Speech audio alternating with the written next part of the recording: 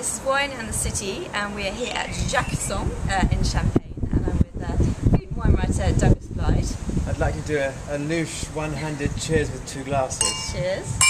And we've been treated to two very special wines. They are single vineyard old vine Chardonnays. So Jacquesson produces, what is it, 300,000 bottles a year? You know, give or take. Something about that range. And these two, under 5,000, both of them, so tiny amounts. And they released yesterday in Paris. And I believe they've almost all sold out across the world already. But there is a bit left. So anyway, let's talk through them.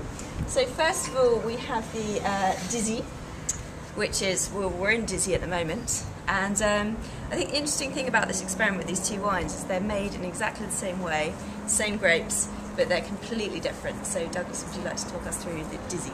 Well, firstly on the house, it's interesting that these wines actually make our cameraman go weak at the knees. So if there's a collapse, then I would say that's possibly due to that. But yeah. These wines are exceptional, aren't they? They're very limited in their production, very finely spun, very tight, almost architectural, in that they are so well structured and formal. And but I think the Dizy in particular, it's almost to the point of austere. It's very, very tight, very sharp, very fiercely mineral. Quite unlike its namesake. Yeah, exactly. So it's not going to be to everyone's taste, but I think it's very attractive because of it. Is it to your taste? I do like it. Yeah, should we have a taste?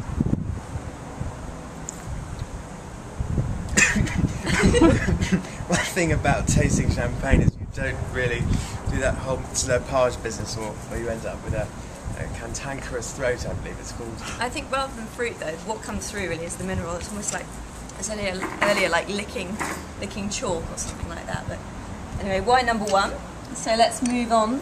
Licking chalk. To number two, which is Avize. So both of them are about 1 hectare, I think. Avize is slightly smaller. What did you call me? It's the Premier. It's the Grand Cru, sorry. But apparently they're both kind of equal in quality. I particularly prefer the Avize, actually. I think it's, I mean, so they're both this lovely kind of light goldeny colour, but it's kind of softer, rounder, richer, racier. Sorry, did you say over the course of the formal tasting that one was male and one was female? Yes, I would say this was the feminine one. I'd probably tend to go for slightly rounder, more voluptuous rather than sharp, severe wines anyway. Did you enjoy looking at the presses earlier?